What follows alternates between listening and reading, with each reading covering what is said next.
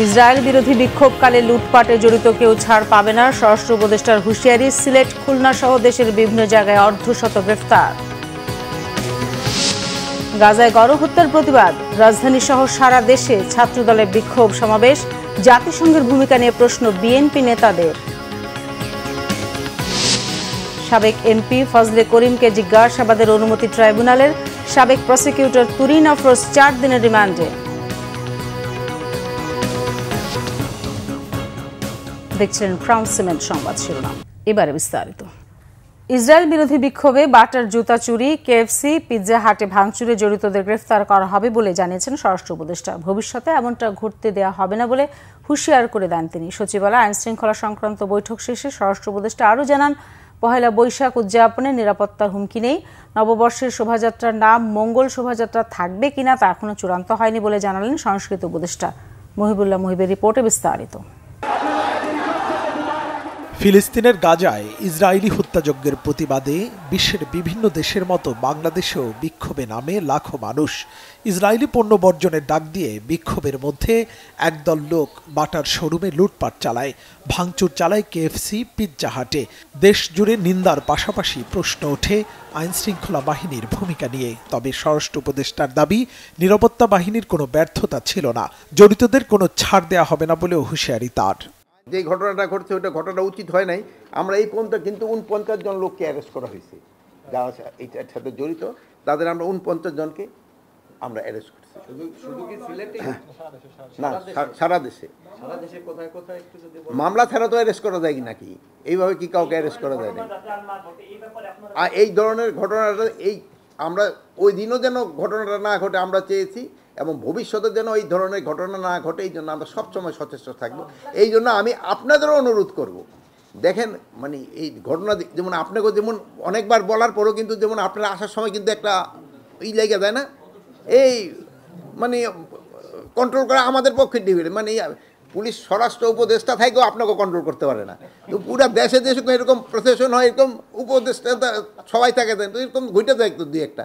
বাংলা নববর্ষ উদযাপন নির্বিঘ্ন করতে স্বরাষ্ট্র মন্ত্রণালয়ে আইন শৃঙ্খলা সংক্রান্ত বৈঠক শেষে স্বরাষ্ট্র উপদেষ্টা এসব কথা বলেন। তিনি জানান, পয়লা বৈশাখ উদযাপন ঘিরে নিরাপত্তার কোনো হুমকি নেই। সব সিদ্ধান্ত যদি এখন এই বইলা দিই তো আপনারা আবার ডিসক্লোজ করে দেবেন।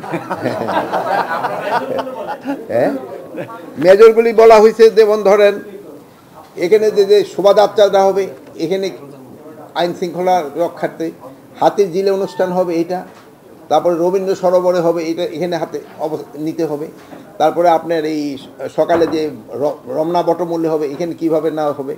তারপরে ঢাকার বাইরে বিভিন্ন জেলাগুলিতে উপজেলা লেভেলে হবে, এখানে আইন শৃঙ্খলাভাবে কীভাবে অনুষ্ঠানগুলি হবে, কোথায় হবে, ওইগুলি নেওয়া হবে। মানে আনন্দ শোভাযাত্রা যদি সবাই করতেছে তো আমার পুলিশ বাহিনী করতে পারবে না? তারাও যদি ওই ইসের সাথে যায় অসুবিধা কি? কিন্তু এইটার ক্ষেত্রে পুরাটা অর্গানাইজ করতেছে আমাদের সাংস্কৃতিক মন্ত্রণালয়। এ সময় সংস্কৃতি উপদেষ্টা জানান, নববর্ষের শোভাযাত্রার নাম মঙ্গল শোভাযাত্রা থাকবে কিনা তা এখনো চূড়ান্ত হয়নি। এর আগের দিন সিনেট ভবনে মিটিংয়ের পরে আপনারা আমার ইন্টারভিউ নিয়েছেন এবং আমার মুখে আপনারা কোটেশন বানিয়ে ডিজিটাল কার্ড দিয়েছেন যে নাম মঙ্গল শোভাযাত্রাই থাকছে। আপনাদের ভিডিও থেকে কোথাও আছে আমি এই কথাটা বলেছি, কিন্তু আপনারা তো ডিজিটাল কার্ড বানিয়ে ছেড়েছেন। সো অনুরোধ থাকবে যে যেটা আমরা না বলি সেটা না ছাপানোই ভালো, যেটা বলি ওটা ছাপেন। রিগার্ডিং নাম, যে শোভাযাত্রার নাম কি থাকছে, এটা ঢাকা বিশ্ববিদ্যালয়ের সংশ্লিষ্ট অনেকের সঙ্গে আলোচনা করছেন। তারা আলোচনা করে ওনাদের প্রেস কনফারেন্স আছে 10 তারিখে, ওনারা আপনাদেরকে জানাবেন যে নামটা আসলে কী হবে। নাম কি থাকছে এটা ঢাকা বিশ্ববিদ্যালয় বিভিন্ন স্টেক হোল্ডারের সঙ্গে আলোচনা করছেন, করে 10 তারিখে জানাবেন। আপনি এর উত্তরে বলেন তার মানে কি পরিবর্তন হচ্ছে? আমার কথা কিন্তু তা বলেন, আমার কথা বলে পরিবর্তন হবে কি হবে না এটা তারা জানাবে। এবারের বৈশাখের উদযাপন অন্য যে কোনো বারের চেয়ে আনন্দমুখর হবে বলে আশা উপদেষ্টাদের। মুহিবুল্লাহ মুহিব, বাংলা ভিশন, ঢাকা। কেএফসি ও বাটার শোরুম ভাঙচুর ও লুটপাটের ঘটনায় দেশের বিভিন্ন জায়গা থেকে আটক করা হয়েছে অর্ধশতাধিক ব্যক্তিকে। সিলেট মহানগরের বিভিন্ন স্থানে রাতে অভিযান চালিয়ে আটক করা হয় 17 জনকে। পুলিশ জানায় এই ঘটনায় সিলেটের কোতোয়ালি মডেল থানায় একটি মামলা করেছে কেএফসি কর্তৃপক্ষ। ফিলিস্তিনে ইসরায়েলি বাহিনীর নির্মম হত্যার প্রতিবাদে সিলেটে গতকাল তৌহিদি জনতার আন্দোলনের সুযোগে একদল দুর্বৃত্ত নগরীর বিভিন্ন ব্যবসার প্রতিষ্ঠানে হামলা ও ভাঙচুর চালায়। এ সময় তারা ব্যবসা প্রতিষ্ঠানের মালামাল লুটপাট করে। ছবি ও বিভিন্ন ভিডিও ফুটেজ দেখে অভিযুক্তদের শনাক্ত করা হচ্ছে বলেও জানিয়েছে পুলিশ। এ সময় লুটপাট করা কিছু মালামাল উদ্ধার করা হয়। অভিযান অব্যাহত থাকবে। এদিকে একই ধরনের ঘটনায় খুলনা নগরীর বিভিন্ন এলাকা থেকে ৩১ জনকে আটক করা হয়েছে। ভিডিও ফুটেজ ও ক্লোজ সার্কিট ক্যামেরার ফুটেজ বিশ্লেষণ করে জড়িতদের শনাক্ত আটক করা হয়েছে বলে জানান খুলনা মেট্রোপলিটন পুলিশের এডিসি মিডিয়া মোহাম্মদ আহসান হাবিব। ফিলিস্তিনের গাজায় ইসরায়েলের বর্বরোচিত গণহত্যার প্রতিবাদে দেশের বিভিন্ন জায়গায় বিক্ষোভ সমাবেশ করেছে ছাত্রদল। গাজায় গণহত্যা বন্ধের দাবিতে কর্মসূচি পালন করেছেন ময়মনসিংহে বিভিন্ন শিক্ষা প্রতিষ্ঠানের ছাত্রদলের কর্মীরা। ইসরায়েল বিরোধী বিভিন্ন স্লোগান দেন শিক্ষার্থীরা। একই দাবিতে বিক্ষোভ সমাবেশ হয়েছে রংপুরে। স্থানীয় প্রেস ক্লাব চত্বর থেকে কর্মসূচি পালন করে জেলা ও মহানগর যুবদল ও ছাত্রদল। ফিলিস্তিনি ভূখণ্ডে ইসরায়েলি আগ্রাসন বন্ধের দাবিতে বিক্ষোভ সমাবেশ হয়েছে বগুড়ায়। শহরের সাতমাথায় সমাবেশে সভাপতিত্ব করেন জেলা ছাত্রদলের সভাপতি হাবিবুর রশিদ সন্ধান। ইসরায়েল বিরোধী বিক্ষোভ হয়েছে মানিকগঞ্জ। সকালে সরকারি দেবেন্দ্র কলেজ ছাত্রদলের নেতাকর্মীরা একটি মিছিল নিয়ে প্রধান সড়ক প্রদক্ষিণ করেছে। একই দাবিতে কর্মসূচি পালিত হয়েছে পাবনাতেও। জেলা ছাত্রদলের উদ্যোগে একটি বিক্ষোভ মিছিল বের করা হয়। বিক্ষোভ ও সমাবেশ হয়েছে সাতক্ষীরায়ও। বিক্ষোভ মিছিল শেষে সমাবেশ করেছে সরকারি কলেজ ছাত্রদলের নেতাকর্মীরা। ফিলিস্তিনে মুসলিমদের ওপর নির্যাতন বন্ধের দাবিতে বিক্ষোভ সমাবেশ হয়েছে টাঙ্গাইলে।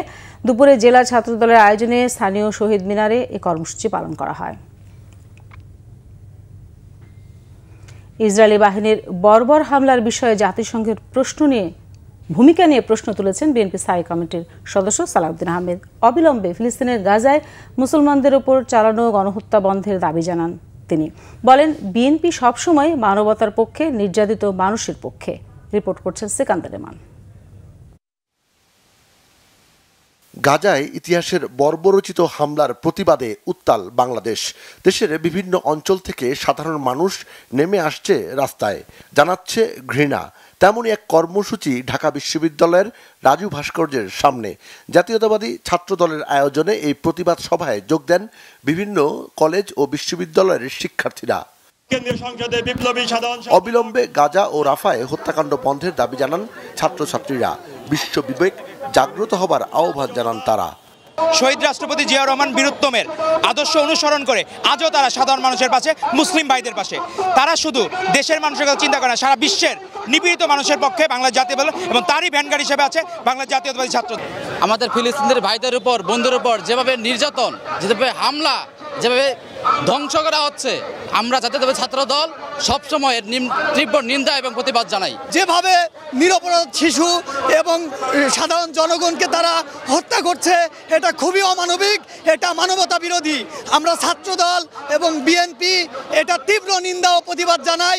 বিএনপির স্থায়ী কমিটির সদস্য সালাউদ্দিন আহমেদের অভিযোগ, বিগত সরকার ইসরায়েলের সাথে নানা ধরনের সম্পর্ক বজায় রেখে চলেছে। ইহুদি সেই দেশ থেকে প্রযুক্তি এনে বিরোধী মত দমন করেছে। এই মুহূর্ত থেকে গণহত্যা বন্ধ করার জন্য আপনাদের পদক্ষেপ নিতে হবে। জাতিসংঘের ভূমিকা প্রশ্নবিদ্ধ, কিন্তু ইসরায়েলিরা কখনো জাতিসংঘের প্রতি সম্মান দেখায়নি। এই ইসরায়েলি সরকার জাতিসংঘের কোন নির্দেশনা, কোন অনুশাসন আজ পর্যন্ত মানেনি। এই পরাশক্তির দুই একটা দেশ, তারা সব সময় যখনই ফিলিস্তিনি মুসলমানের পক্ষে জাতিসংঘ রেজলিউশন পাস করেছে, তারা তার বিরুদ্ধে ভেটো প্রয়োগ করেছে, আপনারা সবাই জানেন।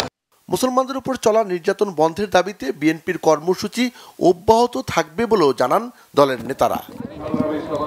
সিকান্দার রেমান, বাংলাভিশন, ঢাকা।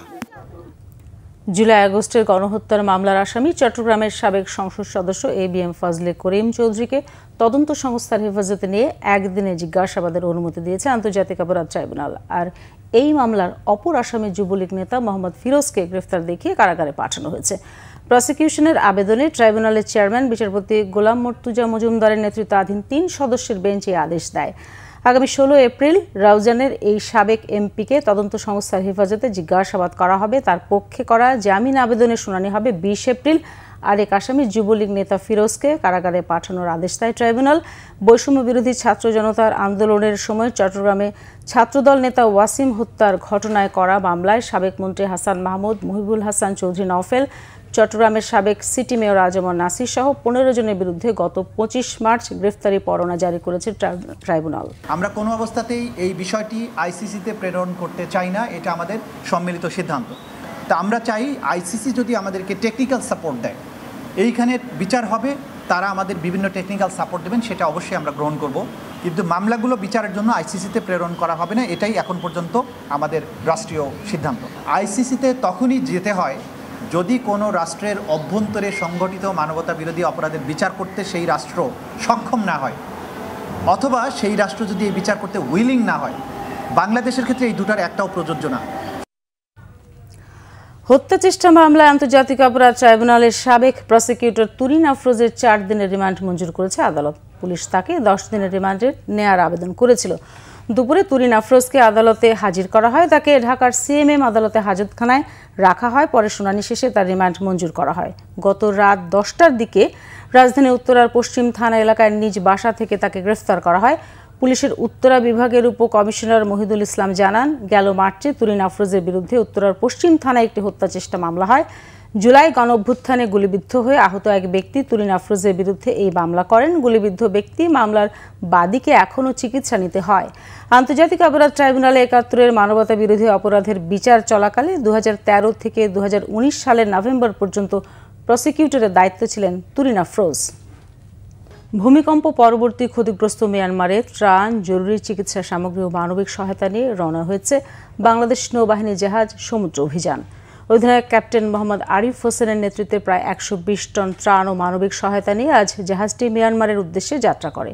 এ সময় নৌবাহিনী প্রধান অ্যাডমিরাল এম নাজমুল হাসান ত্রাণ সামগ্রী পাঠানোর কার্যক্রম পরিদর্শন করেন এবং যে নৌ সদস্যরা মিয়ানমার যাবেন তাদের প্রয়োজনীয় দিক নির্দেশনা দেন। ত্রাণ সামগ্রীর মধ্যে রয়েছে 77 টন শুকনা খাবার, 9 টনেরও বেশি তাঁবু, ব্যবহারযোগ্য বস্ত্র, 29 টন বিশুদ্ধ খাবার পানি, 4 টন হাইজিন কিট এবং প্রায় 1 টন প্রয়োজনীয় ওষুধ সামগ্রী।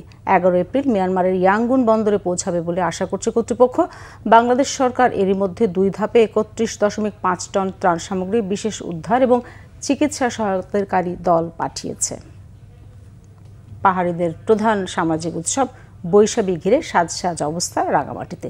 নতুন বছরকে বরণ ও পুরনোকে বিদায় জানাতে উৎসবে মেতেছে পাহাড়ের বাসিন্দারা। নিজস্ব সংস্কৃতির বিকাশ ও চর্চার মাধ্যমে নানাভাবে বৈশাখী উৎসব পালন করছে তারা। চলছে 7 দিনের বিজু মেলা। রাঙামাটি প্রতিনিধি নন্দন দেবনাথের তথ্য ছবিতে ডেস্ক রিপোর্ট। রাঙ্গামাটিতে নানা আনুষ্ঠানিকতায় শুরু হয়েছে বৈশাখী উৎসব। ক্ষুদ্র নৃগোষ্ঠীর সবচেয়ে বড় সামাজিক এই অনুষ্ঠানটি পরিণত হয়েছে মিলন মেলায়। বাংলা নতুন বছরকে বরণে উচ্ছ্বাসিত তরুণ তরুণীরা। চৈত্রের শেষ দিন ও নববর্ষ বরণকে সামনে রেখে উৎসবটি আয়োজন করে জেলা পরিষদ। সাংস্কৃতিক ইনস্টিটিউট মাঠে চলছে 7 দিনব্যাপী মেলা। রয়েছে নাটক, ঐতিহ্যবাহী পিঠা উৎসব, শিশুদের চিত্রাঙ্কন প্রতিযোগিতা সহ আকর্ষণীয় সব খেলাধুলা।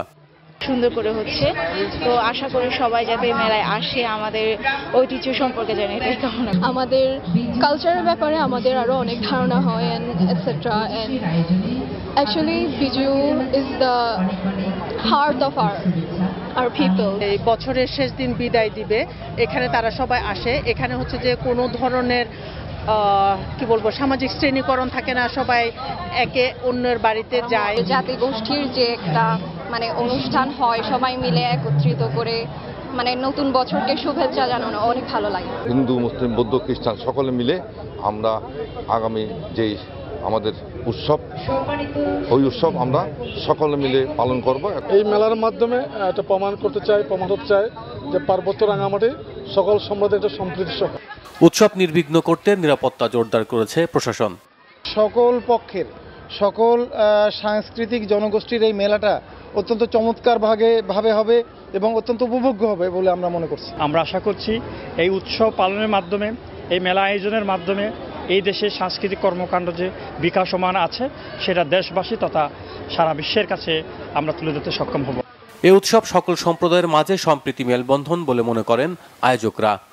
পার্বত্য এলাকার খাওয়া দাওয়া, পোশাক আশাক সব মিলিয়ে এখানে ডিসপ্লে করা হবে এবং সাথে সাথে প্রত্যেকদিন বিকালবেলা এখানে সাংস্কৃতিক অনুষ্ঠান হবে। এই পার্বত্য এলাকা শান্তি শৃঙ্খলা শান্তি যাতে সকল সম্প্রদায় বসবাস করতে পারে, এটাই আমার কামনা। আমরা প্রার্থনা করি, ক্ষমা প্রার্থনা করি, ভুল ত্রুটি আমরা করছি, এটা আমাদের মাফ করার জন্য, এবং আমরা অঙ্গীকার করি যে আমরা এগুলো পুনরাবৃত্তি করব না।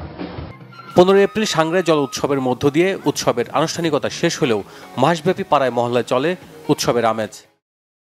Bangla vision news desk. এবারে দেশের বিভিন্ন জায়গার আরো কিছু খবর নিয়ে রয়েছে একটি ডেস্ক রিপোর্ট।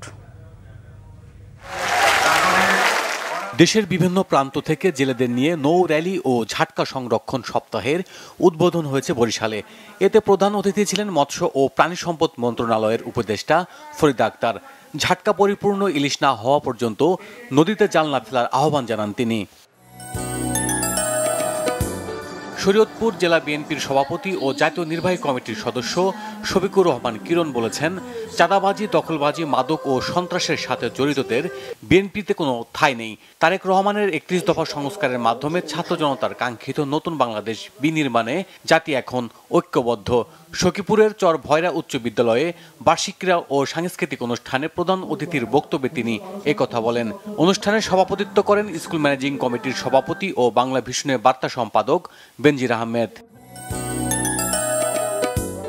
রাঙ্গামাটিতে শহীদ রাষ্ট্রপতি জিয়াউর রহমানের খনন করা গণিখাল দীর্ঘ 45 বছর পর পুনরায় খননের উদ্বোধন হয়েছে। দুপুরে বিলাইছড়িতে এর উদ্বোধন করেন রাঙ্গামাটি জেলা বিএনপির সভাপতি দীপন তালুকদার দীপু। উন্নয়ন বৈষম্যের প্রতিবাদে মানববন্ধন হয়েছে বগুড়ার শেরপুরে। উপজেলা স্বার্থ রক্ষা পরিষদের উদ্যোগে পরিষদের সভাপতি বিএনপির জাতীয় নির্বাহী কমিটির সদস্য কে এম মাহবুবুর রহমান হারেস এতে বক্তব্য রাখেন।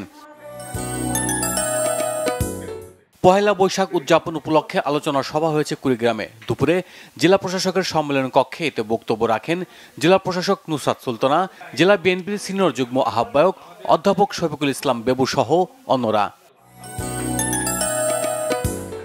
স্কাউট দিবস পালিত হয়েছে রংপুরে। সকালে দিনটি উপলক্ষে র্যালি, আলোচনা সভা ও কুইজ প্রতিযোগিতা সহ পরিচ্ছন্নতা কার্যক্রম পরিচালিত হয়। উদ্বোধন করেন অতিরিক্ত জেলা প্রশাসক। ঠাকুরগাঁও জেলা আইনজীবী সমিতির বার্ষিক নির্বাচন হয়েছে। সমিতির নিজস্ব মিলনায়তনে সকাল 9টা থেকে বিকাল 5টা পর্যন্ত চলে ভোট গ্রহণ। গাজায় ইসরায়েলি গণহত্যার প্রতিবাদে মুখে কালো কাপড় বেঁধে বিক্ষোভ সমাবেশ করেছে রাজশাহী বিশ্ববিদ্যালয়ের ছাত্রদল। সকালে ক্যাম্পাসের প্রধান ফটকের সামনে সমাবেশ শেষে একটি র্যালি বের করেন তারা। Bangla vision news desk. সংবাদ শেষ করব ক্রাউন সিমের শিরোনামগুলো আরেকবার জানিয়ে।